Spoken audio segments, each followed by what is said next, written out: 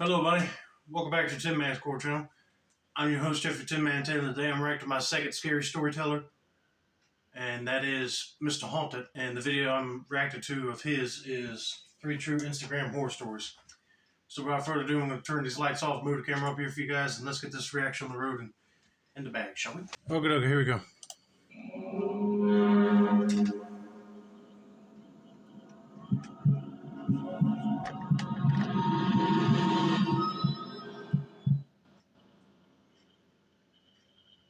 This story is told in the perspective of a female. It was the early summer of 2014, and my school had just let out for the summer. Okay. My friends had told me about this new and quite popular app called Instagram, and that I should get it to follow up on what my friends posted. It wasn't the first time I heard about Instagram. I just looked at it as another social media app that had no purpose in it. This was the year that the app blew up, so I was constantly getting told that I should download it. Me personally, I never got hooked on the whole Instagram thing. I got hooked on Facebook, but other than that, I'm not one of those people that gets on all of them at the same time to post the same content on them all the time. I just stick to one. But anyway, let's continue. After weeks of my friends pushing me to do it, I finally downloaded the app just so they could stop hounding me. I created my profile, added my picture, and gave a brief description about my interests: hanging out with friends, going to the movies, etc. Right. I followed my friends and decided to create my first post. I didn't want to post anything boring, and at the time for girls, Instagram mainly focused on how attractive you were to gain more attention or whatever. I can tell you right now, if you felt like you didn't want to be on there, you could just still stand your ground, and I don't care how much your friends pick on you for not trying it. Because by the time you were in school and Instagram became a thing, I know the stalkers were probably getting on them too. So you got to be careful what you post and make sure you don't hit any friend requests from people you don't know that seem kind of weird, you know. So I took a very casual photo of myself and posted it. It didn't get much attention, obviously, and the only people who liked it were my friends. Keep in mind that I'm not the type of person who is obsessed as to how attractive I was, nor did I even care. In other words, I didn't want to be like most girls on Instagram. Fast forward about a week later, my friends seemed happy that I at least showed some interest in the app and that I should post more stuff if I wanted to gain followers. As stated before, I didn't care about that and didn't take their advice. One night, I was sitting in my bed working on a school project for my chemistry class when my phone dinged. I looked at it and it was from Instagram letting me know that some user named JoshMaster237 wanted to send me a message. My Instagram was private, of course, which was why it was requested. I opened the app and went over to his page. It was just stuff related to cars and motorcycles, things like that. His message said, "Hey, my name is Joshua. I've seen you around school, and I just wanted to chat with you." First of all, I didn't know a Josh, and it was very weird for whoever this person was to be messaging me. What did that tell you? Stalker alert. You don't know him, don't respond, but I guarantee you that he's going to be assisting nonstop if you don't talk to him. And that's not going to be good at all.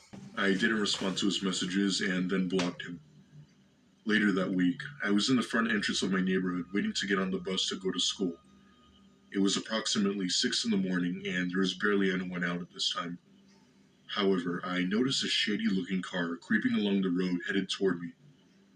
I thought nothing of it and acted like I didn't see it. The car eventually came to a stop right next to where I was standing. A man I'd say in his 40s or 50s rolled down his window. He was a very creepy-looking man. He said, "Hey, I see you're waiting for the bus. I mean, I could drive you to school if you want." I, of course, ignored him and went on my phone so he could at least get a hint that I didn't want to talk with him. However, he kept asking me to the point where I finally told him no and to leave me alone in a sort of annoyed tone. Unfortunately, that didn't seem to faze him because he only kept trying to lure me into his car. Eventually, my bus came and I immediately got on. Throughout the day, I didn't see him and thought everything was over until that night where I got yet another notification from Instagram To my surprise, it was the same user that had messaged me the other night. What the message read was disturbing and very unsettling. You're lucky the bus came in time. I was about to grab you and throw you in the car myself. Oh, well, that just proves everything. He wasn't really a student. He was actually an older man trying to bait her into talking to him. But since he found out where she stays at to wait for the bus, he wanted to try to grab her. Thank God that bus showed up. And I'll be telling her parents about all this that was going on. Then they probably could have got the police involved to track down that guy and arrest him for stalking and attempted kidnapping. My heart dropped, and I deleted my Instagram page and never went back to it. I didn't tell my parents, fearing I would get in trouble, as I wasn't even supposed to have social media. I never heard from Josh, or whoever he was, ever again, and I hope it stays that way. A friend from school now picks me up from my house, and we both go to school and back to our houses. I don't know what happened to Josh after that incident, but as far as I know, his Instagram page was gone. I'm just hoping he's not out there trying to lure people into his car. I still have thoughts as to what would have happened had he gotten hold of me. Believe me, you do not want to know. He probably would have kidnapped you to traffic you or do something more nastier to you in more of a sexual way, if you know what I mean. But hey, I don't care if your parents get mad. I would be telling them, and then if they say, well, you better get off of that app, I would say, oh, believe me, I'm not getting back on it, and just delete it altogether. But then I would have been going to her friends saying, this is what happens when you pressure somebody into joining some app. A total creepy stranger just popped up and tried to kidnap her. But thank God she did the right thing and stood her ground and got on that bus before he decided to get out of that car and grab her, because she would not have been here telling this story, that's for sure. But let's get to story number 2 now, shall we?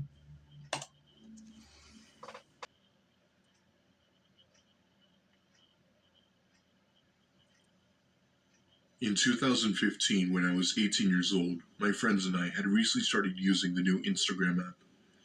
Yes, Instagram existed before 2015, but it wasn't as popular then. I don't know what made it so popular during this time, but my friends and I thought it was way better than Facebook or MySpace. We'd constantly post selfies of ourselves by the beach, at the mall, or wherever we were to show that we were having a good time. Of course.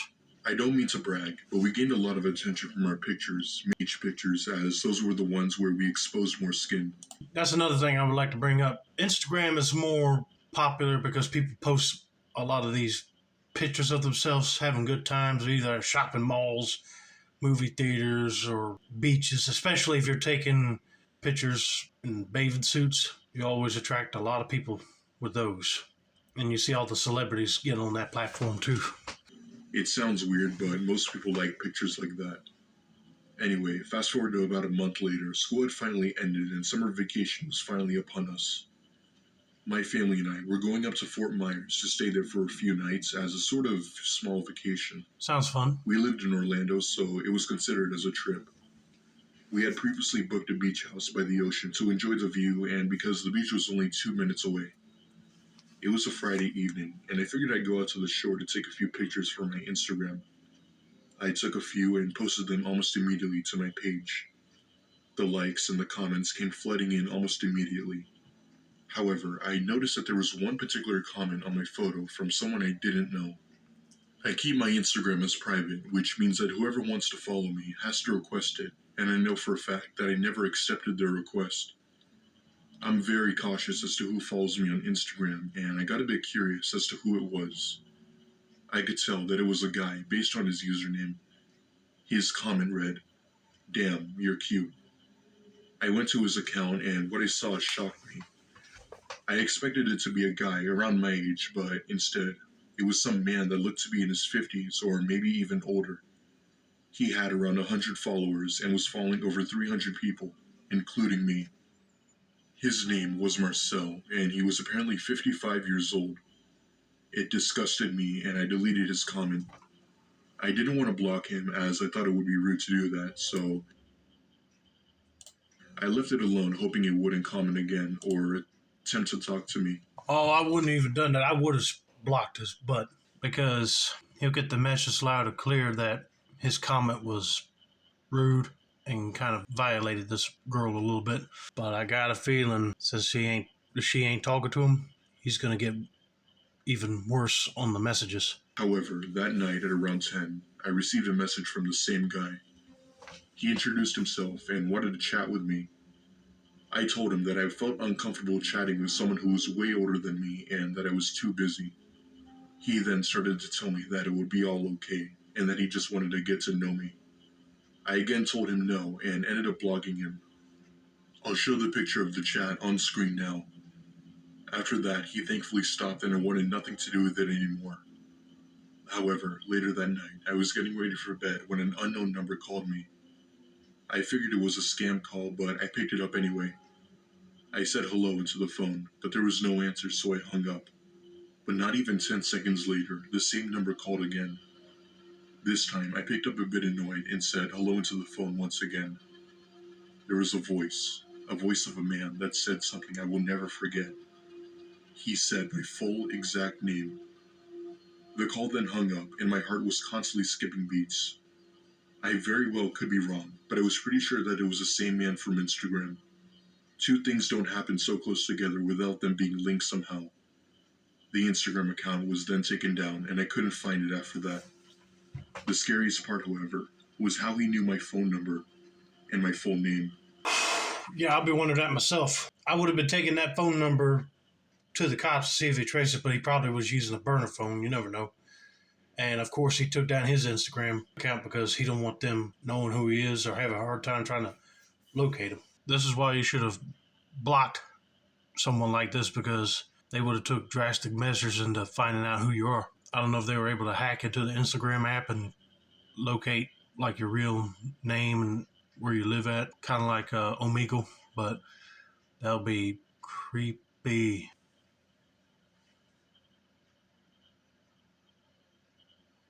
This story is something that I witnessed a few years back.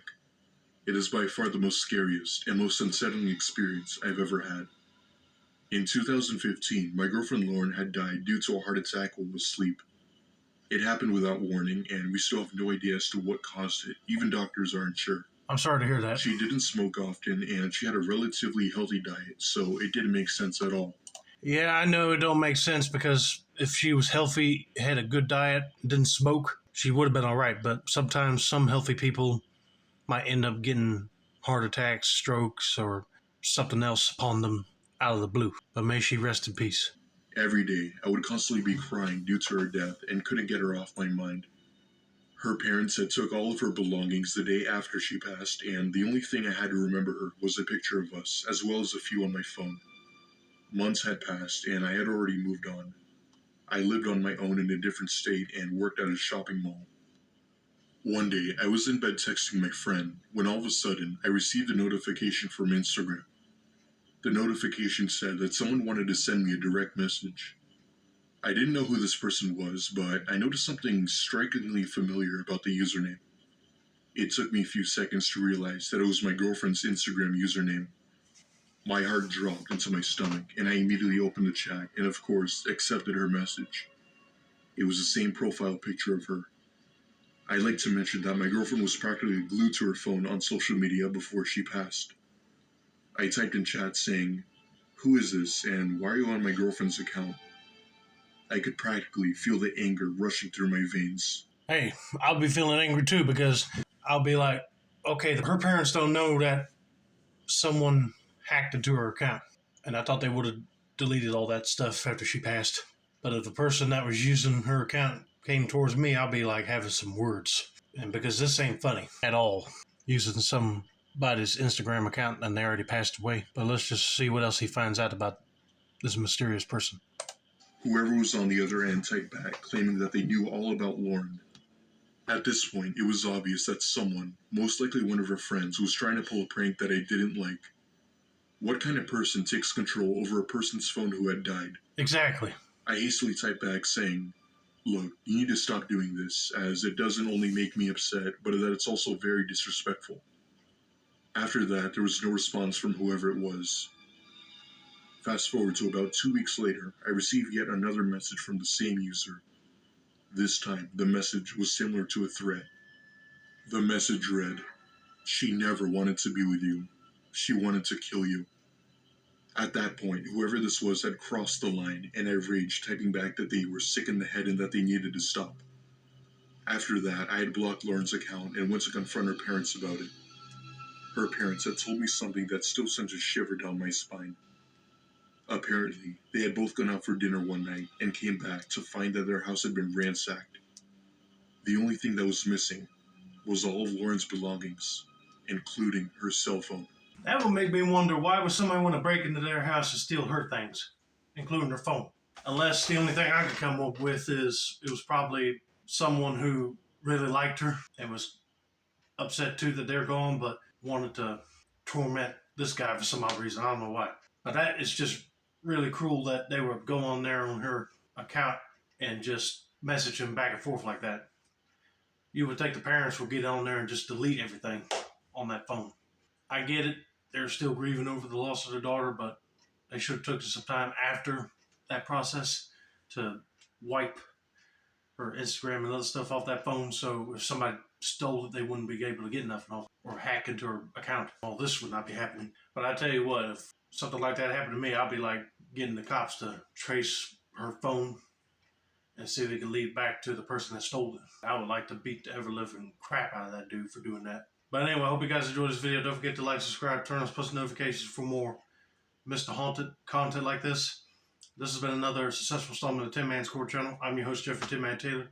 I say that's a wrap, and have a nice day.